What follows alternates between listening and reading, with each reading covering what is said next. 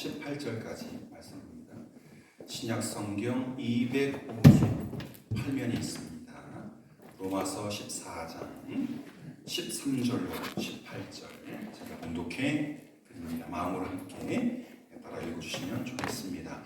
그런즉 우리가 다시는 서로 비판하지 말고 도리어 부딪힐 것이나 거칠 것을 형제 앞에 두지 아니하도록 주의하라. 내가 주 예수 안에서 알고 확신하노니 무엇이든지 스스로 속된 것이 없으되 다만 속되게 여기는 그 사람에게는 속되니라. 만약 음식으로 말미암아 내 형제가 근심하게 되면 이는 내가 사랑으로 행하지 아니함이라. 그리스도께서 대신하여 죽으신 형제를 내 음식으로 망하게 하지 말라. 그러므로 너희의 선한 것이 비방을 받지 않게 하라. 하나님의 나라는 먹는 것과 마시는 것이 아니요 오직 성령 안에 있는 의와 평강과 희락이라. 이로써 그리스도를 섬기는 자는 하나님을 기쁘시게 하며 사람에게도 칭찬을 받느니라. 아멘. 곁에 있는 믿음의 가족들 행복의 눈, 사랑의 눈으로 바라보시면서 인사하겠습니다. 당신이 곁에 있어 행복합니다. 우리 막내 지원이는 눈을 쳐다보지 못하고 손선이 권사님께 꼭 절을 하시네요. 양반 가문인가 봐요. 장씨가 양반 가문이죠. 그래요. 또 다른 줄에 앉아 계신 분들 바라보시면서 먼 발치에 있는 분들한테 행복한 인사 나누겠습니다. 당신이 곁에 있어 행복합니다. 당신이 곁에 있어 행복합니다. 이쪽 동네가 더 화려하네요. 깜빡깜빡도 있고 같은 마음이라 믿어 심지 않습니다. 주님께 행복한 고백 올려드리겠습니다. 주님이 내 안에 계셔 더 행복합니다. 주님이 내 안에 계셔 더 행복합니다. 할렐루야. 까만 마스크도 있고 흰 마스크도 있고 보라색도 있고 빨리 마스크를 벗고 편안하게 예배 드리는 날이 왔으면 좋겠습니다. 올 겨울만 잘 버티면 되지 않을까 그렇게 생각이 되는데요. 여러분 기독교는요 절대 산 위에 올라가서 정말 많은 사람이 찾지 못하는 수도원에 올라가가지고 산꼭대기에 올라가서 기도하는 그런 종교가 아닙니다. 물론 중세 시대 때 너무나 캐톨릭이 타락했기 때문에 정말 골짜기 깊은 곳에 수도원을 세우고 정말 금식하면서 막 기도를 했는데 그러나 기독교는 천주교 같지 않습니다. 기독교는 절대로 수도원 종교가 아닙니다. 불교처럼 속세를 떠나서 산속에 절을 짓고 돌을 닦는 종교 역시 아닙니다. 세상 속에 머물면서 세상에 살아가면서 세상을 구원하고 변화시키는 것이 교회요 기독교의 사명입니다. 죄도 없고 부정도 없고 부패가 없는 천국으로 우리를 오라 하지 아니하시고 주님이 먼저 죄 많은 세상에 인간으로 오셨습니다. 다시 말하면 예수님께서 이 세상에 오신 것입니다. 아직 죄가 있고 멸망받아야 할 세상인데 구원코자 주님께서 이 세상에 오셨고 또 교회를 세우셨습니다. 그렇게 부름받은 그 교회의 성도로 거룩한 백성으로 부름받은 기독교인의 삶 역시 세상을 등지고 속죄를 멀리하고 살아가는 것이 아니죠. 이 땅을 살아가면서 결혼하고 자식 낳고 돈 벌고 열심히 일하고 살아가면서 여기서 빛을 발하고 자기의 사명을 다하는 것이 우리 그리스도인의 삶인 것입니다. 아멘. 그 사명을 잘 감당하십니까? 결혼하실래요? 지원씨? 우리 딸들 다 물어보진 않았지만 결혼 않겠다고 하는 딸이 있어요. 큰 걱정입니다. 결혼해야 합니다. 자식 낳아야 합니다. 돈 벌어야 합니다. 열심히 살아야 합니다. 그리고 그리스도인으로서의 빛을 발해야 합니다. 자기 사명을 다 해야 합니다. 그것이 우리 그리스도인의 과제요 또 의무며 사명입니다. 오늘 본문은 우리 그리스도인들이 이 땅에서 어떤 자세로 사회생활을 하면 좋을지 교훈하고 있습니다. 여러분 먼저 본문 13절 말씀 보시기 바랍니다. 빨갛게 쓰여져 있는 그 부분을 주목해 보십시오. 그런즉 우리는 다시 뭐 하지 말고 서로 비판하지 말고. 니 잘났다, 니 잘났다. 왜 분홍색 마스크 썼노? 왜 까만 마스크 썼노? 흰 마스크 써야지. 까만 마스크밖에 없는데 또 뭔데 라고 분홍 마스크를 썼는데 왜 흰 마스크 쓰냐? 네가 뭔데 내 마스크 쓰는 것까지 참여하냐? 서로 뭐 하지 말라? 비판하지 말라. 흰 마스크도 예쁘고 까만 마스크도 예쁘고 분홍 마스크도 예쁘고 하은이 회색 마스크 저도 그런 게 있거든요. 아주 예뻐요. 다크 그레이. 서로 뭐 하지 말라? 비판하지 말라. 넘기세요. 다른 사람의 작품이나 연주를 판단하는 것. 잘 그렸다. 또 잘 연주했다. 조금은 이상한 그림이다. 조금 이번 연주는 조금 부족했다. 실수가 있었다라고 판단하는 것을 비평이라고. 전문가가 그림을 보고 전문가가 음악을 듣고 잘했니 못했니 판단하는 것을 비평이라고 합니다. 그래서 문학 비평이 있고 말 비평이 있고 음악 비평이 있습니다. 바로 그런 것들이 비평인데요. 비평에는 두 가지가 있습니다. 다른 사람을 깎아내리고 멸시하기 위한 비평이 있는가. 잘했는데 깎아내리지. 저게 뭐야. 그림을 알아볼 수 있도록 그려야지. 막 황칠한 것처럼 저게 그림이야. 여러분 요즘엔 그렇게 산이 보이고 달이 보이고 태양 보이고 꽃 보이고 그게 안 그려요. 그건 싼 그림이고 비싼 그림은 희한하게 그리는 거예요. 희한하게. 오늘 새벽에도 어제 뉴스를 봤는데요. 보리 이상만 초록색 보리 이상만 그리는 화백이 있어요. 수십 년 보리 이상만 그렸어요. 작품이 수천만 원이에요. 크다란 초록색 보리. 왜냐하면 자기가 한번 딱 봤는데 이 보리밭이 딱 펼쳐 너무 감동이 받아가지고 눈물이 콱 났대. 나는 이제 앞으로 초록 보리만 그린다. 뭐라 그럴게요. 하나만 그린 게 아니라 수백 개를 이렇게 확보에 담아놓으니까 제가 슬쩍 TV로 왔는데 와 그림만 봐도 너무 잘 그렸다. 잘 그린 그림인데 깎아내리고 멸시하면 그 혹평이죠. 또 그런 다음에 반대로 격려해주고 세우기 위한 비평이 있습니다. 여러분 깎아내리고 멸시하는 비평보다 격려하고 세워주기 위한 비평이 훨씬 좋은 비평입니다. 중요한 것은 비평이나 비판보다는 칭찬이 더 좋다는 거죠. 그러니까 비판은 하지 말고 뭔 하라? 칭찬은 하라. 열마디 칭찬해놓고 야 요게 살짝 부족한데 요거를 들었으면 좋겠다. 지원이 너무 잘하는데 교회 조금만 일찍 왔으면 좋겠다. 100가지 잘하는데 조금 지각하는 게 학교는 제가 잘할걸요. 그러면 더 멋지겠다. 칭찬 막 100가지 해놓고 한 가지 부족한 것을 살짝 이렇게 말씀드리면 정말 잘하거든요. 여러 번 제가 말씀 달리는 말에 채찍을 하는지 안 달리 가만히 서 있는 말에게는 채찍질하면 안 돼요.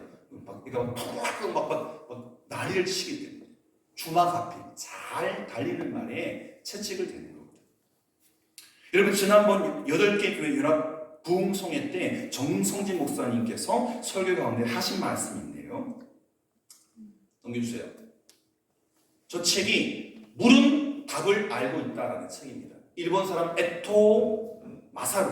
에모토 마사루라는 분이 쓰신 책인데요. 에모토 마사루가 누구냐? 1943년 일본 요코하마에서 태어나가지고 요코하마 시립대학 국제관계학과를 졸업하고 1992년 오픈 인터내셔널 유니버시티에서 대한의학 박사학위를 대한의학 이게 이제 양학도 아닌 것이 서구의학도 아닌 것이 또 동양의학도 아닌 것이 대한의학이라는 게 따로 있어요.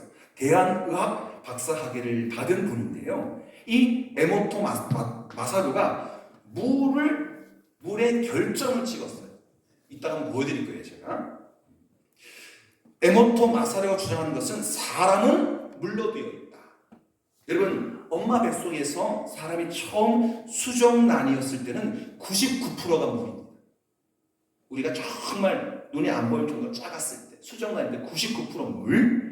막 태어났을 때는 90%, 성장하면서 70%, 지원이가 70%예요. 죽을 때는 50% 이하로 물이 떨어져요. 그래서 죽는 거예요. 저도 이제 여러분 건강하잖아요. 제 나이를 50대 후반으로 보신 분은 나쁜 사람, 50대 초반으로 봐야 착한 사람. 근데 제가 많이 세수하면서 제 얼굴을 보잖아요. 여러분 너무나도 편하게 해주시는데 세월을 이길 수 없어서 이렇게 보면 자고 일어나면 눈에 눈가에 주름이 보여요. 그렇다고 해서 뭐 주름 피는 그 크림을 바를 수도 없고 저도 뭐 화장을 거의 안 해요. 지금은 이제 어쩔 수 없이 겨울이 이제 추워지니까 건조해지니까 이게 얼굴에 자꾸 이제 뭐 거칠거칠한 게 생겨서 로션을 바르지 뭐 스키니 로션을 잘 바르지 않습니다. 처음에는 99%, 막 태어났을 때는 90%, 성장하면서 70%, 죽을 때는 우리 사람의 몸에서 많은 수분이 빠져나가서 50%밖에 되지 않는다고. 우리 인간의 몸은 평균 70%가 물이기 때문에 물이 깨끗해지고 또 좋은 물을 마시면 건강해집니다. 그것을 강조하기 위해서 물은 답을 알고 있다는 저 책을 썼는데요. 다양한 실험을 했어요. 물을 유리컵에 담아서 종이에 글을 써가지고 보여줘요. 여러분 물이 있어요 없어요? 물이 눈이 있을까요 없을까요? 귀가 있을까요 없을까요? 여러분 잘 들으십시오. 물은 눈도 있고 귀도 있습니다. 일본 말이겠죠? 사랑합니다, 감사합니다, 고맙습니다를 보여줘.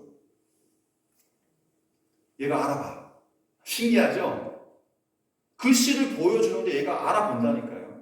말을 들려주는데 얘가 알아먹는다니까요. 물이 눈도 있고 귀도 있고 감정도 있어요. 신기하죠? 그래서 사랑합니다라는 글을 보여주고 결정을 사진을 탁 찍어요. 감사합니다 보여주고 사진을 탁 찍어요. 고맙습니다 탁 찍어요. 한국말로 고맙습니다 하고 찍고 중국말로 쉐쉐라고 찍고 영어로 땡큐 하고 찍고 독일로 당키 쉔 하고 찍고 이탈리아로 그라치 하고 찍고 그 독일 각 나라 말에 그 안녕하세요 고맙습니다라는 말을 다 찍어 찬란하게 빛나는 육각형 다이아몬드 형이 나온대. 그러고 나서 망할 놈, 짜증나네, 너 죽여버릴 거야, 악마, 사탄 이런 글을 써가지고 보여주면요 일본말로 얘가요 희한해져요. 이따가 보여드릴게요. 조금만 기다려주세요. 또 물에게 말을 해요. 야, 너 정말 이쁘구나. 컵이 이쁘죠? 우리 장본사님께서 선물해 주신 거예요. 여기 찬물 넣으면 차지 계속 차고 뜨거운 물 넣으면 계속 뜨거운 아주 좋은 컵이거든요.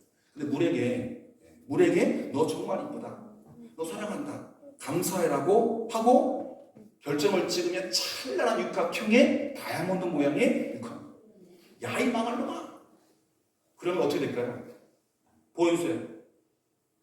다음. 자, 저거 보세요. 예쁜 거는 참 잘됐네 라고 일본말로 참 잘됐네, 멋지네, 예쁘네 라고 했을 때 저 예쁜 별같이. 그런데 안 돼! 망하려마! 라고 했을 때 저렇게 달같이 보이지만 여러분 보세요. 어느 모양이 예쁜가?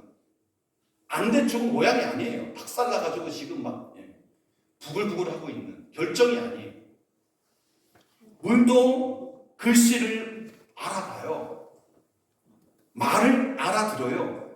예뻐, 사랑해, 감사하며 이쁘게 피고요. 물이 또 막 망할 놈, 죽일 놈, 악마, 사탄, 뭐 짜증나네라고 하면 얘가 막 물의 결정체가 이끌어져요. 몸의 90%, 70%를 물로 담고 있는 사람은 어떨까요? 좋은 물을 마셔야 될 뿐만 아니라 좋은 말을 하고 좋은 말을 들어야 해요. 에모토 마사루는요, 이 이론을 인간이 물로 구성되어 있기 때문에 물의 결정처럼 사람도 똑같은 조건에 반응한다라고 해요. 사람은 물보다 더욱더 민감한 존재죠. 그 존재를 향해서 비난하고 비아냥거리고 부정적인 언행을 일삼는 것은 하나님의 피조물을 향한 살인행위입니다. 예수님은 마태복음 7장 1절과 2절에서 이렇게 말씀했습니다. 비판을 넘기셔야 돼요. 비판을 받지 아니하려거든 비판하지 말라. 너희가 비판하는 그 비판으로 너희가 비판을 받을 것이요. 비판하지 말라고. 내가 비판하면 저 사람도 나를 비판해요. 내가 고운 말 하면 고운 말이 돌아오지만 나쁜 말 하면 나쁜 말이 돌아와요. 너 마스크 이상하네. 이 마스크는 더 이상한데 예쁜 거 끼고 있는데 마음이 상하니까 마음이 삐뚤어지니까 내가 처음에 고운 말 했으면 더 고운 말이 오는데 막말하니까 더 나쁜 막말이 오는 거예요. 비판을 받지 아니하려거든 비판하지 말라. 너희가 비판하는 그 비판으로 도리어 우리가 비판을 받는다는 것입니다. 3절입니다. 어찌하여 형제의 눈 속에는 티는 보고 그 자그만 티는 보고 네 눈 속에 들어있는 들보는 깨닫지 못하느냐. 들보 들어있는 여러분, 저도 마찬가지입니다. 남의 티를 이야기하지 마세요. 내 눈에 들보부터 해결하세요. 비판하지 말고. 상대방에는 더 큰 의미가 있고 약점이 있고 잘못이 있는데 왜 남의 허물을 판단하려고 하느냐. 여러분 안에 있는 그 들보부터 해결함이 마땅한 것입니다. 성도 여러분, 서로 비판하지 말라는 오늘 본문의 말씀을 가슴 깊이 새기면서 혹시 아내에게, 혹시 남편에게, 또는 직장 동료에게, 마을 분들에게 자꾸 비판하려고 하는 그런 사람들 곁에는 사람 아닙니다. 자꾸 평가하고 이러니 저러니 좋은 말보다는 나쁜 말을 많이 하면 사람이 떨어져 나가요. 여러분, 제 곁에 사람이 많을까요? 적을까요? 많아요. 오늘도 세미나를 가는데 저한테 돈 준 건 없어요. 2시간 부산을 가야 되는데 7명 먹을 간식을 준비했어요. 시킨 것도 아닌데. 내년을 위한 세미나, 목회 세미나에 가야 되는데, 부산에 가야 되는데 가는 길에 나눠 먹으려고 작은 과자 봉다리를 만들었어요. 말도 좋게 하죠. 이쁘게 생겼죠. 그리고 저희가 분위기 메이커거든요. 거기다 먹을 거까지 주면 인기 짱 아니겠습니까? 담임 목사 인기 잘하는데 담임 목사 밑에 있는 여러분들이 그렇게 같이 따라해 주지 않으면 전도 절대로 안 됩니다. 너 이렇고 저 이렇고 자꾸 삿대질하면서 비판하면 오던 사람도 발걸음을 멈추고 돌아가 버립니다. 서로 비판하지 말라. 서로 격려하고 서로 칭찬하고 사랑하고 감사만을 이야기합시다. 그래야 물의 결정이 춤추고 아름답게 비치는 것처럼 우리도 그렇게 변하는 거예요. 우리가 남을 칭찬하면 그 사람의 모양이 너무 예쁘게 하나님 형상이 되는 거예요. 부부간에도 형제간에도 친구간에도 자녀에게 또 이웃사람에게 또 직장에서도 또 학교에서도 축복하고 격려하고 칭찬하는 여러분 되시길 축복합니다. 본문 15절 보시면 이런 말씀이 있습니다. 만일 음식으로 말미암아 내 형제가 근심하게 되면 이것은 네가 사랑으로 행하지 아니함이다. 음식으로 형제에게 근심하게 만들지 말라. 17절입니다. 하나님의 나라는 먹는 것이 아니다. 마시는 것이 아니다. 할렐루야. 여러분, 로마서는요, 로마에 살고 있는 기독교인들과 로마의 정치, 경제, 문화, 영향권에 살고 있는 기독교인들에게, 로마 문화 속에 살고 있는 기독교인들에게 보낸 편지입니다. 지금으로 말하면 미국 뉴욕에 보낸 편지인 거예요. 가장 번화한 도시에 보낸 편지입니다. 그 당시 로마는 사실 우상 숭배와 황제 숭배, 온갖 신화가 난무하는 그런 나라였어요. 모든 게 신이야. 모든 게 신이야. 그리고 황제도 신이에요. 살아있는 신. 말한 대로 바로 죽여요. 시진핑이 이제 또 중국의 황제가 됐지 않았습니까? 세 번째로. 뭐 숨어서 반대하는 분도 있고 막 라카로 이 시진핑 죽어라 하는데 다 찾아가 툭 때려 죽입니다. 다 잡아 죽입니다. 말 못해요. 잘못됐다가 독재로 다시 돌아가고 있어요. 로마도 마찬가지예요. 황제 숭배, 또 우상 숭배가 난무한 그런 나라였어요. 우상에게 바쳐졌던 재물이 있어요. 로마는 뭐 요즘에 이슬람처럼 고기를 잡을 때 그냥 잡지 않고 신에게 바쳐줘요. 그런 소고기, 돼지고기 그런 것들을 그냥 사 먹으면 교인들이 시험에 드는 거예요. 왜? 신에게 바쳐졌다가 나온 물건입니다. 신에게 바쳐졌다, 이게 정육점에 나온 고기가 더 싸요. 그러니까 또 싼 고기를 먹는데 이게 신에게 바쳤던 재물이에요. 그러면 그 고기를 먹으면 안 되는데 이것 때문에 초대교회가 참 힘들었습니다. 여러분, 한 가지 예를 들어보겠습니다. 교회에서 중요한 직책을 맡은 사람이 집에서 잔치를 하면서 손님들에게 최고급 양주를 대접했습니다. 그리고 잔에 부어가지고 위하여 하면서 한 잔 홀짝 마셨습니다. 그분이 장로님인지 안수집사인지 알 수는 없어요. 뭐 지어낸 이야기예요. 그렇다고 해서 그 중요한 직책을 맡은 분이 알코올 중독자도 아니고 양조장 주인도 아니에요. 그런데 그날 공교롭게 그 집에 초대된 손님 가운데 같은 교회 다니는 초신자가 있었어요. 엊그제 그 초신자 공부를 하면서 성도는 거룩함을 유지해야 되기 때문에 술도 마시면 안 되고 담배도 피우면 안 됩니다라고 배웠는데 그 높은 직분을 맡은 분이 술을 권하고 위하여 하면서 또 한 잔 쫙 마셨으니까 저러면 안 되는 것 아닌가 하면서 초신자가 교회에서 배운 것과 지금 이 잔치 자리에서의 그 벌어진 일 때문에 시험에 들었어요. 이런 경우는 먹고 마시는 것 때문에 다른 사람에게, 특별히 초신자에게 상처를 주는 경우가 종종 있다고 합니다. 여러분, 제가 술을 마실까요? 안 마실까요? 담배를 필까요? 안 필까요? 펴봤어요, 옛날에. 맛이 어떤가? 담배는 왜 피나? 술 맛은 어떤가? 잘 모르니까 계속 마셔야 술 맛을 갖고 계속 피워야 담배 맛은 나는데 소주도 쓰고 맥주도 이상하고 오줌 같고 뭐 조금 맛보니까 좋은 게 하나도 없죠. 담배도 마찬가지죠. 제가 폐가 안 좋기 때문에 담배는 절대 안 돼요. 어쨌든 조금씩 해보긴 했어요. 왜 마시고 왜 피울까 때문에 안 맞아요. 체질상 저는 마실이기 때문에 독주 마시면 안 되고 머리 깎으면 안 되고 담배 피우면 안 돼요. 근데 제 체질도 맞아요. 먹고 마시는 것 때문에 누군가에게 상처를 주면 마시지 말아야 하고 먹지 말아야 하고 마시지 말아야 하고 피우지 말아야 하고. 사도 바울은 15절에서 그리스도께서 대신하여 죽으신 형제, 믿음의 형제를 네가 음식하느라 망하게 할래? 담배 때문에 망하게 할래? 술 때문에 망하게 할래? 그 짓 때문에 망하게 할래? 내가 죽어서 그리스도께서 죽어서 살리신 그 형제는 음식 하나 때문에 망하게 만들래? 물어보고 있는 것입니다. 때로는 믿음의 형제를 위해서, 교회의 덕을 세우기 위해서 혐오 음식이나 술이나 담배는 삼가해야 합니다. 끊어야 돼요. 제가 지금 못 끊는 게 하나 있어요. 맥심 커피. 저는 달달을 좋아하기 때문에 자꾸 걱정하는 분들이 그 아메리카노를 연한 커피를 마셔라. 설탕 들어가고 프림 들어가지 않은 걸 마셔라 하는데 안 돼요. 제가 아직 어린아이인 맛이라 달달해야 돼요. 다 넣어서 마카 커피로 뽁뽁이를 먹어야 돼요. 맥심 커피를 먹어야 돼요. 연한 커피를 먹어야 돼요. 아침에 2봉을 타서 마칩니다. 새벽에 올라가니까. 건강 때문에 끊어야 되는데 마치 담배 못 끊는 것처럼 결단이 필요한 거예요. 때로는 믿음의 형제를 위해서, 교회의 덕을 세우기 위해서, 때로는 자신의 건강을 위해서 마실 것을 마시지 않고 또 먹을 것을 먹지 않고 피울 것을 피우지 않는 수고로움이 필요한 것입니다. 부모는 자녀들에게 정당한 가치관을 제시하고 또 보여줘야 합니다.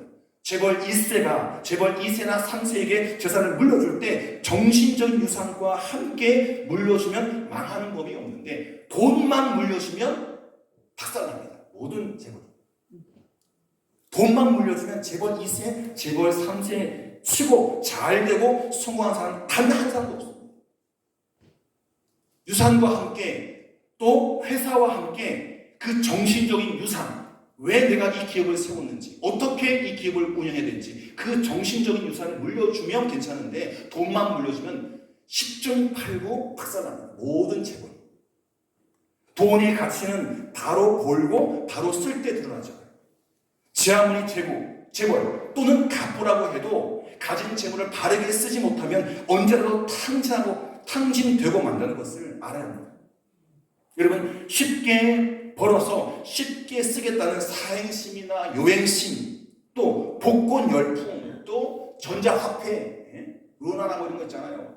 보이지 않는 화폐들 막 사면 막 몇천씩 뛰어요. 그 다음날 또 종이장이 되는데 갑자기 뭐 쉽게 그냥 땅지고 헤엄치고 뭘 하려고 하면 조금은 얻을 수 있지만 다 잃고 많이 잃어요. 향락 산업이 번창하게 되었습니다. 우리 사회에, 우리 세상에 돈이 꼭 필요하죠. 그러나 돈이 우리의 살 목적이 되면 안 됩니다. 돈은 귀하죠. 그러나 돈이라고 다 같은 돈이 아닌 것입니다. 여러분 아시잖아요. 이재명을 돕던 그 한 분이 8억을 받았어요. 그게 선거 자금인지 아니면 지가 써버렸는지 구속됐잖아요. 눈먼 돈 아무렇게 쓰면 되나요? 바로 벌고 바로 쓰는 돈이 귀한 돈입니다.